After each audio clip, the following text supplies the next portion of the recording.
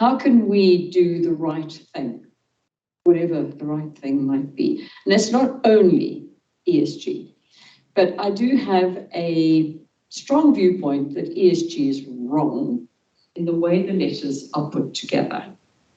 GSE is a much better one, other than an academic achievement in the UK.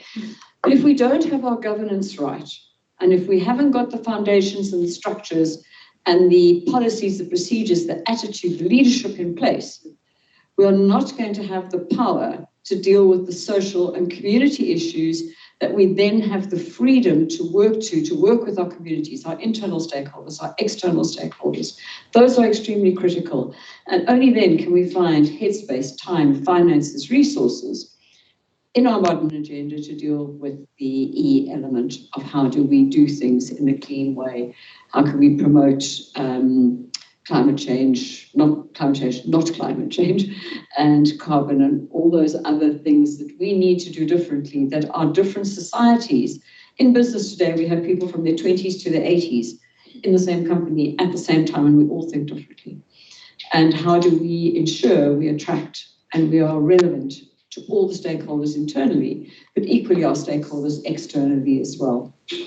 So for me, ESG is an absolute passion, but I'm not an expert under any circumstances, so I'm now going to shut up. At this point, I'm actually going to turn to my panel, who have been competently introduced for me, so thank you very much. And just what I'll do is I'm going to start first of all with each of you, just asking you to say who you are, what you're about, what's your passion, why you are where you are, and a little bit about your ESG journey to get to why you're sitting here and how you can bring value. And then I will look to some of the more pertinent questions that are relevant to your different skill sets. So I'll start on the far side. Lulu, floor's your far side. Thank you. Thanks, Sharon. So yeah, as you heard in the introduction by Kirsten, I am an economist by training, and I've always, in my 22-year career, I've really had a passion for development and, thanks, Nikki, for development and for people in the economy and, the country. And one of the biggest things that I've always said is that we should stop, coming with solutions from other parts of the world and try and apply it here. I always, if somebody wants to get me upset, they should say, but in Singapore, and then I go completely ballistic because it's just not, it doesn't make sense. So my journey with sustainability and ESG actually, started from the days that I studied economics, because I've always been passionate about people, about development of people. And I've always felt that you cannot possibly build an economy that's thriving if you leave more than half of the people, 3/4 of the people behind. There's no way that you can do that. And I early on in my career, at one point, now if I look at it, I think how unfeminist of me. Got married and followed my husband without a job to Gauteng, where we then moved. And I was like, okay, now I need to find a job. And one of my friends said to me, you know what, I can introduce you to some of the trade unions, because when they go and negotiate wages with some of the larger firms, it's quite an interesting discussion. And I'm like, oh my word, trade unions, this is going to be interesting. So about 1 or 2 years after I finished studying. And it's probably the most that one of the times in my career that I really learned the most, because it made me realize that, the way in which we look at the world as economists are extremely narrow, and the way that we teach economics at varsity and school, etc. And then we let loose these people on our business world, in the policy environment, etc. And we divorce the human aspects from what we're doing. So that was one of the first times where I really encountered and started questioning a bunch of the stuff that I was taught. And then I would say probably as the ESG journey continued, I then ended up in the consulting space. And everybody was asking me, but what are you going to do at an accounting firm with? And I'm like, no. we don't do just that. We do some other stuff as well. So, but anyway, I then ended up in the consulting space, and I would say I always worked with our sustainability, the environmental sustainability teams, as we called it at that point in time. I think the view of what sustainability is has progressed, and we might get to that later on. I mean, you said we should change the order of ESG. I feel we should just throw it out. We shouldn't talk about ESG, in fact. But anyway, and about two years ago, I think that was probably one of the biggest further turning points in my career. I got the amazing opportunity, and I was asked, listen, can you lead what we call the sustainability platform for PwC? And I was like, same as you, Sharon, I still don't know anything about this. But that was the second time in my career where I seriously questioned, and I asked myself, what are we doing and how?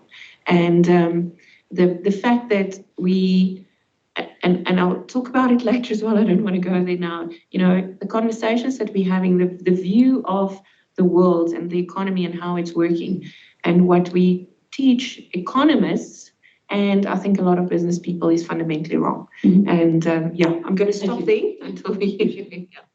Nikki. So I'm a lawyer by training, a Webber Wentzel partner, and An interesting career. that was long ago in a previous life, in a previous century. And and then I joined the JSE in the week that we closed the market floor. Oh, I did all the legal work towards that, and I thought I would join the JSE for a couple of years and see what it's like to actually be at a client and make the decisions, as opposed to give them the decisions and have them mess them all up. So that's really what I thought I would do. And there were some very big insider trading cases, and I was going off to sort the insider trading cases out, which I did. But within a couple of months, the JSE got a new CEO, and he asked me to join his executive committee. So from essentially being born, I was born to a very well-known liberal lawyer and a very beautiful mother. From essentially being bred to be a lawyer, I ended up giving up the law and becoming an executive and using my legal training as my academic background. And I suppose my journey at the JSE, you'll see, I mean, has had me sort of at the heart, at the center of capitalism in a country with these deep socioeconomic issues. As we are transitioning out of apartheid into a country that we all aspired to be this place of greatness, a space for all of us, recognizing that as that journey progressed, the fault lines became so clear. And so for me, the issue was always, how do you use the platform that you have, the JSE, the center of South African capitalism, to create a difference for the country beyond yourself? It's how do you use, what's the multiplier effect you can do because of the position that you hold? I was never really driven, and I think this comes back, long in my childhood, driven about what was good for me. It was much more about how do you make a difference for others. And so if you track my journey, the way we approached what we called at that stage the affirmative action process at the JSE, which is the transitioning of the whole staff from pale male and superannuated to, while I left 23 years later, a staff that was 60% black and 52% female, and my executives 60% female. Now that's that's proving that in the most complicated part of the economy, you can do things with a very diverse team. So I really used every moment I could to make a visible and tangible difference. But I see my colleague over there, Mahiba, who joined us as we launched the very first socially responsible investment index in the world, sponsored by an exchange. So we today talk about ESG. It is in fact an alphabet soup, and we could have a very useful conversation about why it's a very bad soup to have all of it, and how we talk past each other often when we use the very same words, because we pack different meanings into it.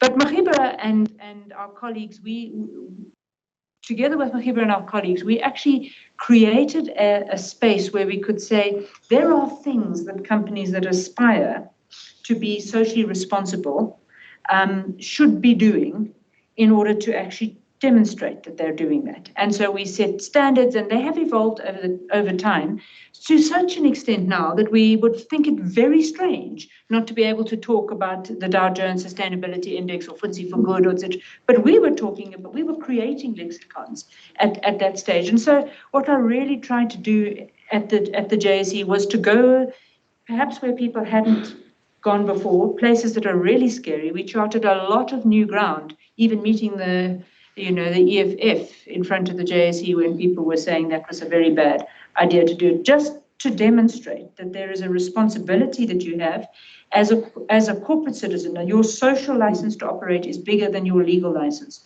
to operate.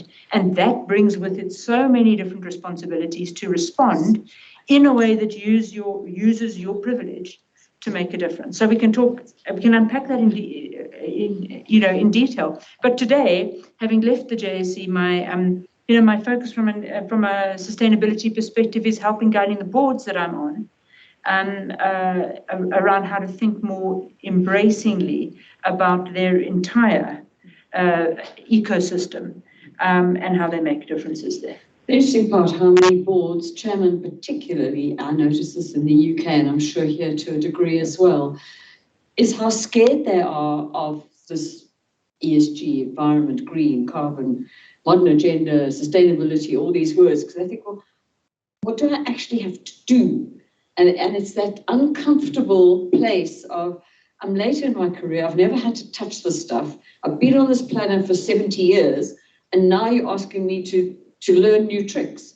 And they get very vulnerable and very uncomfortable. But we do, part of that is because the language is isolating, because we use a word and we pack a whole lot of stuff into this word. But the problem is I use that word in this way and you use that word in a slightly different way. And so it is actually confusing, and we would do better as a community of people in this space to be clearer about what we mean and not to speak in gobbledygook, and to actually unpack it and help people along the journey. Because actually, I really believe that people would like to do things for other people, to make life better for other people, if only they knew what was expected and how to do it in a way that was unpacked for them. And I think you can do a lot by taking people's hands and showing them the way. That's where people like ourselves, and many, I'm sure, in the audience, can actually bring to bear their knowledge. Yeah. So really important.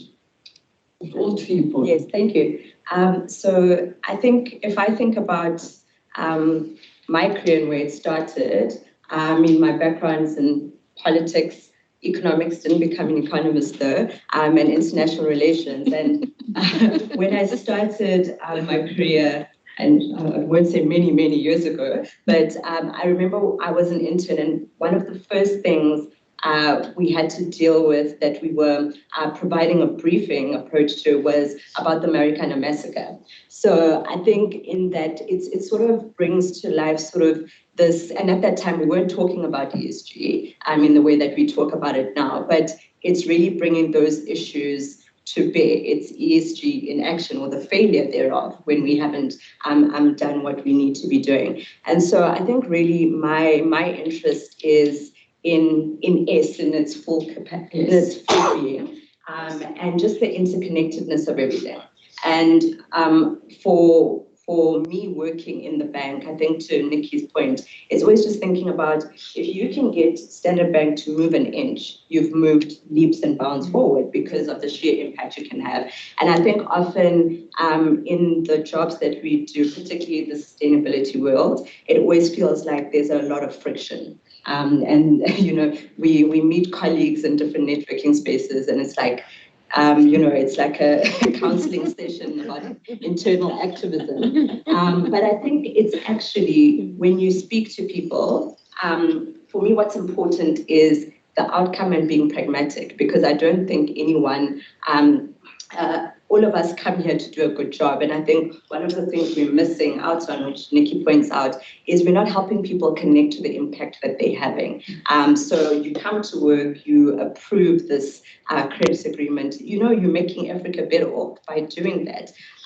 responsibly, of course. But it's just, I think there's a lot being lost in us not being able to do that. So I think in terms of my role in the bank, it's both trying to demystify that both internally and externally so that our stakeholders across the board understand what our position is, understand the trade-offs we're making, because yet that's another conversation that I think gets lost, is it becomes polarizing and we don't actually speak about the necessary trade-offs to have this impact that we want to have.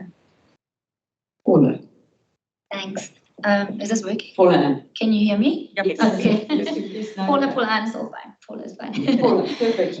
So I've been practicing as an environmental regulatory lawyer for the last 6 years. And so by training, I suppose I'm extremely familiar, so to speak, with concepts like sustainable development, triple bottom line, and all the foundational concepts on which ESG is built. So from our perspective, ESG is nothing new. It is evolved in response to international and global challenges in the way that the world has changed into what we have to deal with and face and address today. That from that perspective and in the context of globalization and how much of our corporate behavior has changed and how much of our supply chain behavior has changed, last year I went on a 6-month developmental secondment to Linklaters London, which is our alliance legal partner. And they have a dedicated ESG team, whereas we all do things in silos still. You have your expert areas, environmental regulatory, you have our health and safety teams, employment, FinReg, corporate, and they have a dedicated climate change and ESG team. And so I went there to learn about what ESG means in the global north. And I really struggled because I learned a lot, but coming back, there's a very big divide or gap between global north and global south. And what it makes you understand from a response perspective and an address and mitigation perspective is that we need to have contextualized solutions and responses. And so those of us that exist in advisory capacities or service provider capacities have a critical role to play, not only in creating awareness and capacity building, but acting as that trusted advisor to your clients to say, look, lawyers are traditionally your custodians of risk. We understand all the risk and liability aspects of your business. But because of that, we also understand where market trends are going, where international trends are going, where international legislation is going, even though we don't have that here. And we can map those trends and changes for you and then help you spot opportunities as opposed to just risk considerations. And I suppose that's where we've found a very interesting place to act and advise in terms of ESG and sustainable development. Interesting if you look at the corporate governance codes of various countries. South Africa, the King IV Code, is recognized as one of the most renowned corporate governance codes in the world. Not necessarily the most followed, but definitely the most renowned. And it has certain aspects in it that address the S aspect, the social aspect of corporate governance and of sustainability and of ESG, probably more strongly than any other code in the world. The UK code, we do talk about sustainability and we do talk about diversity. They do sneak into our code, but it's nowhere near as broad as the South African code, which interestingly, the comparison between the two in ours, it relates to the FTSE 350. So 350 companies have to follow it. Here, it's the entire supply chain of every listed company. So you are impacting a much bigger market here as well. So it's interesting how different countries have absorbed things at different rates for different reasons and different fundamentals. Anyway, I think you now know why you've got such an esteemed panel, and I hope we've got some time left for some questions. Let me start with you. If we can keep our answers quite succinct, because otherwise we're going to get to one question. It's not quite what we want. At the moment, we talk about the new narrative of the economic growth that is occurring globally, not necessarily as fast in places and in countries as we would like it to be. And you look at South Africa's economic growth is really struggling in many aspects.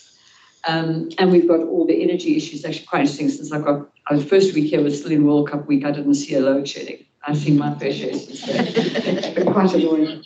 But if you look at those kind of impacts of the economic growth, aligned to that, we have got ESG elements.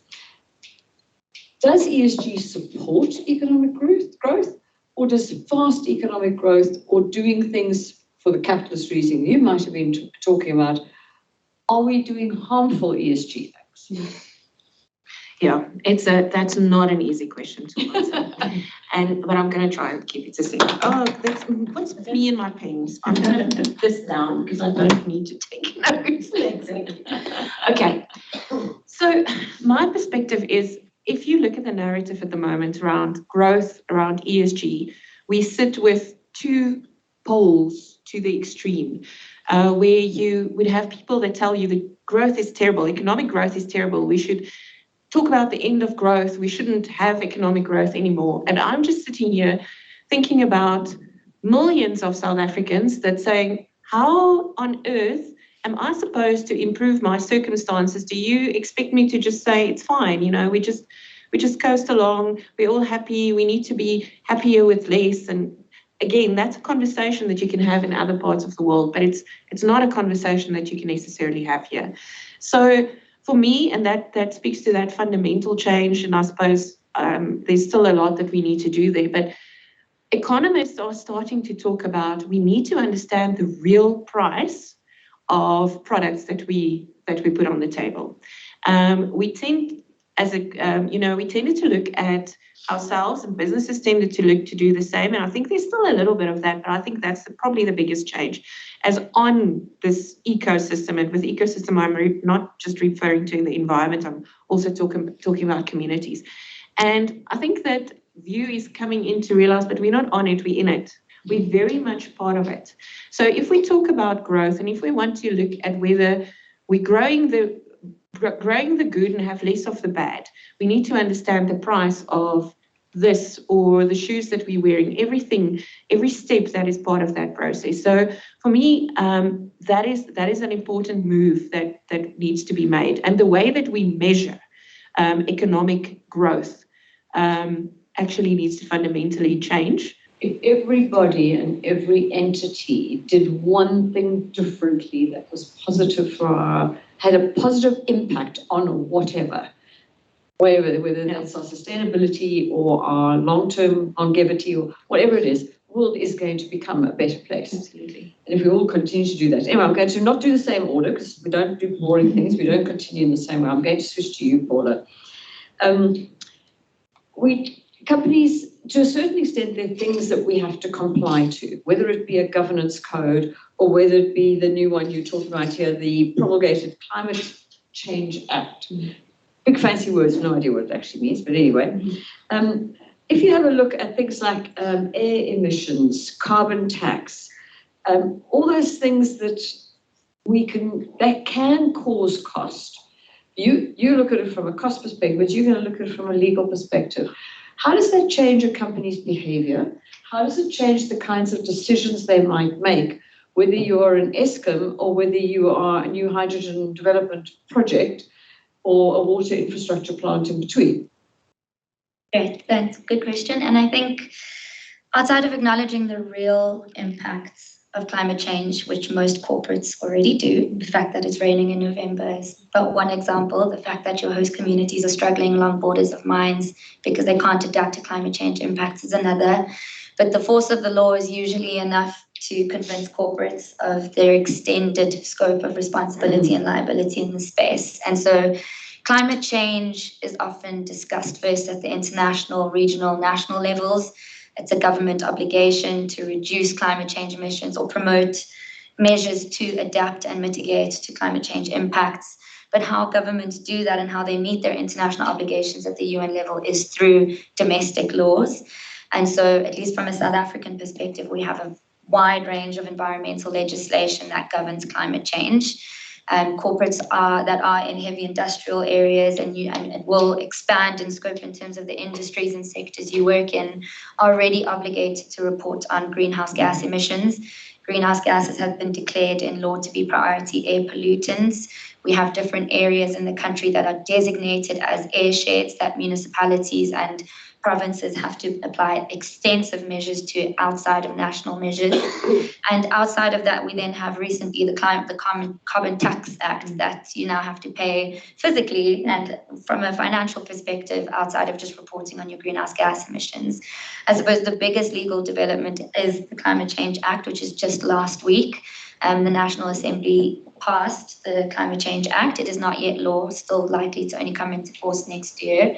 But what that will do is, for the first time in the country, impose a legislative framework for our national response to climate change. And it imposes responsibilities at the government level as well as the corporate level.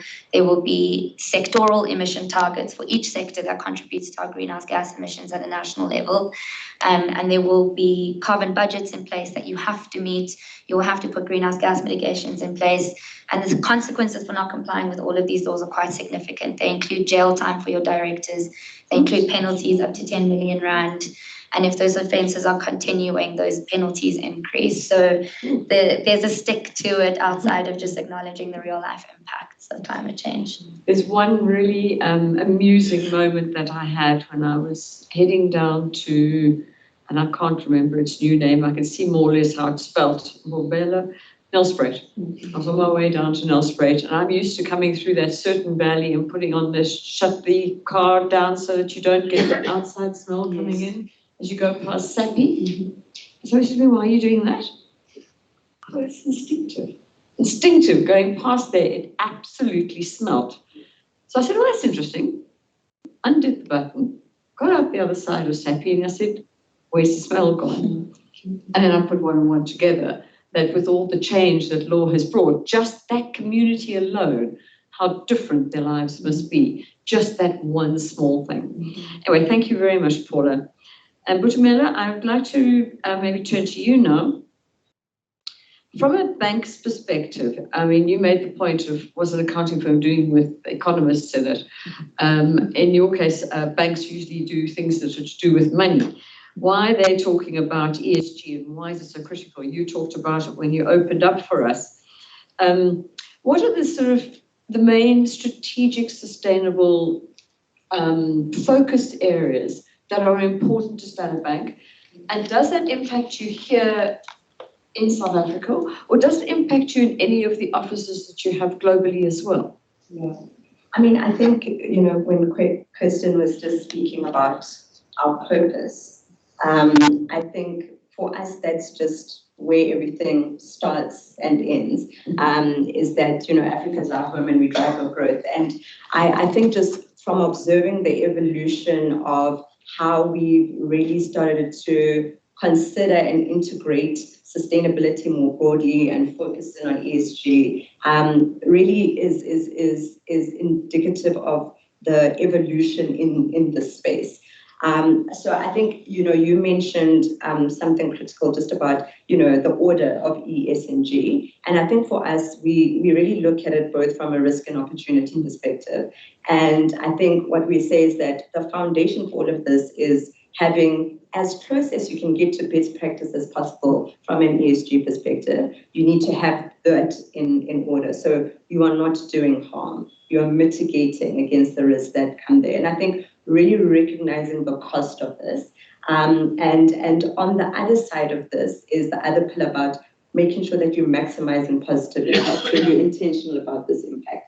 And I think the way it really triggered for us is that when we think about value within the organization, we have these 6 value drivers, but one of them that's critical, which relates to the social license to operate, is about driving sustainable growth and value. And that's about financial outcomes plus positive impact on societies, the economies and the environments that we operate in. And so you see this across all geographies.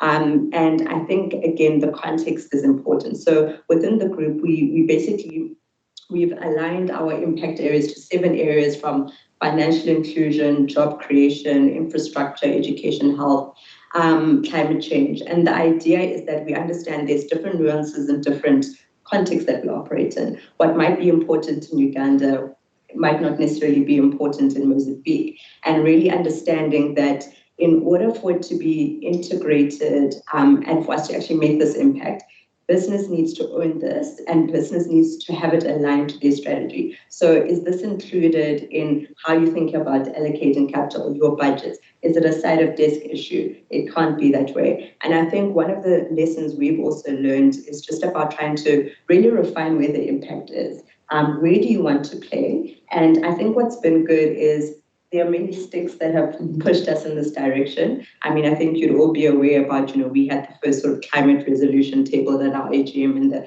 so those external factors have pushed us. But what I think is always important to note is that our strategy is a sustainability strategy. That's just the case of it. It's built into how we think about it. And I think particularly on issues around the S and really understanding the interconnectedness between these two is critical, because I think one of the things that we always maybe roll our eyes a little bit at is there's a conversation about the S getting marginalized.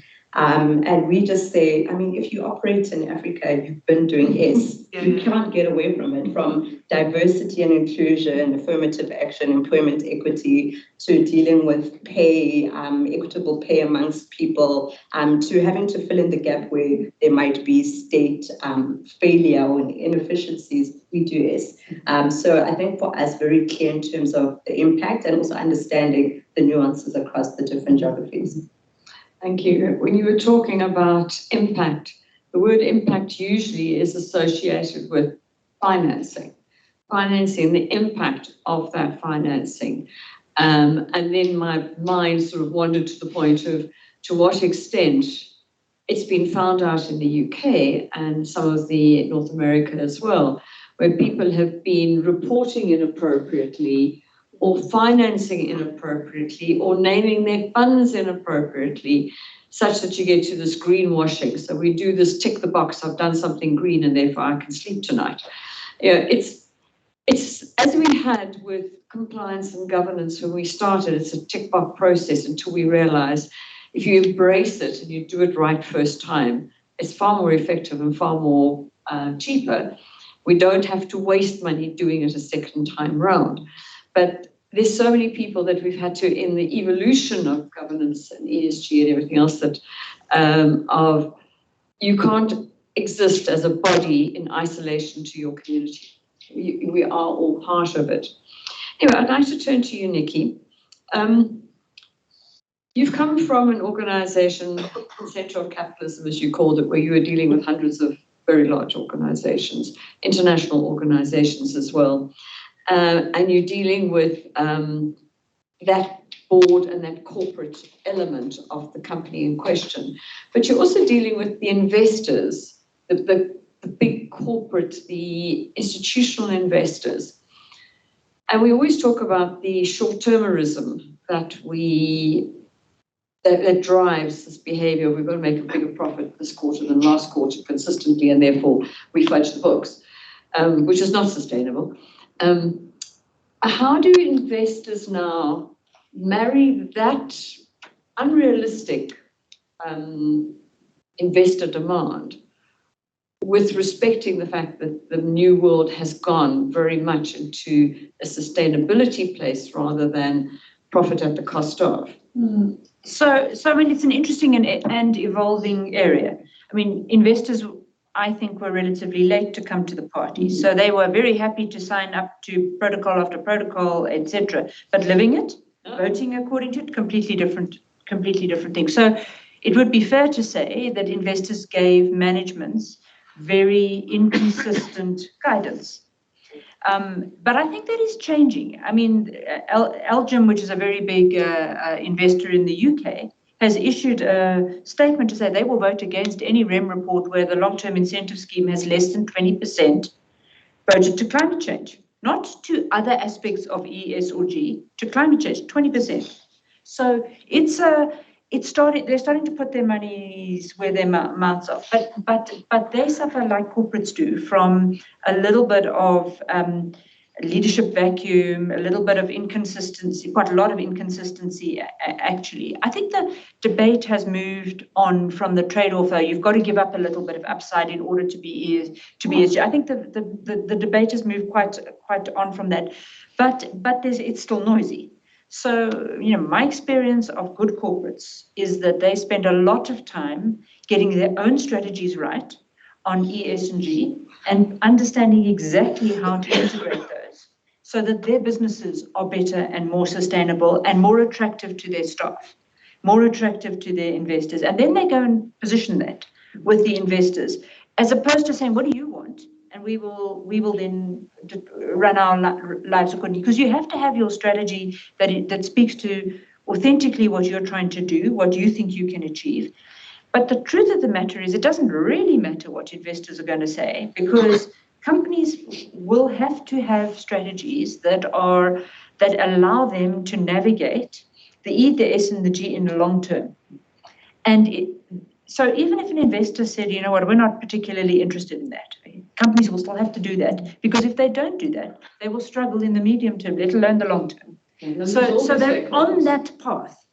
Are they being rewarded appropriately? Are investors giving the top performing companies on FTSE for Good or Dow Jones a better rating, giving them a larger share of the investor wallet? I don't think so yet. Are there green funds? Of course there are green funds. Are there sustainability funds? Of course there are sustainability funds. These are marginal in the broader scheme of capital available to reward companies for doing things. So I think we've got a journey to walk with investors, but in a way I would be saying to corporates, don't wait for the investors. I would love the investors to be able to stand up and put a climate change resolution to a company and argue for it. Actually, in Standard Bank's case, the company that put it was actually an activist company, and not really one of the big, and in fact, not one of the big asset managers in the country. We have to ask why. Why do we want this engagement with investors in there? Why do we want them to be interested? Because we want them to be engaging companies about the things that should matter. And what should matter to us are things around diversity. If you were looking at the G side, what should matter is what you pack into S.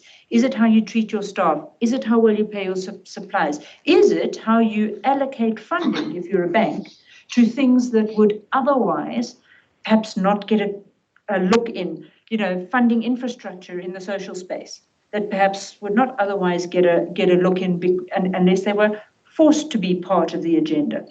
That's actually what we want investors to do. And are they doing it sufficiently? I don't think so. So it comes back, if I might, to the role of the board and practitioners. So in the absence of being pushed by capital to do that, you actually have to work internally to say, come on, this is the right thing to do, because we will be rewarded in the long run. It's the right thing, the right approach for a company. And I see that engagement much more, that you see this being pushed from internally, board and interested and knowledgeable staff, and meeting as a peer with investors, as opposed to investors saying, better you get yourself together, otherwise we're going to disinvest. Very, very insightful. Just a question to put to all of you. If you look at the UN protocols, which are the ones that you focus on, or your entity focus on? Which is the one that are meaningful in the South Africa context? Maybe we'll start with you. Just run down the room quickly, and then we will be one question from the floor. But all we're going to have time for. From our perspective, predominantly the UNFCCC, so the UN Convention on Climate Change, and how that filters into international and local legislation. And we have a recent, very prominent focus on the UNGPs, which are the guiding principles for business and human rights. Speaking to Boitumela's point on the S factor, yes, there's intersectionality across all the aspects of ESG, and the sooner we realize and work with that, the better we understand where our impacts lie. And so there's much more scrutiny being placed, and not spotlights, but flashlights being placed on particularly global South and African corporates in terms of how they might impact or adversely on human rights. Mm-hmm. And so those are the two key areas where we see a lot of work. Yeah.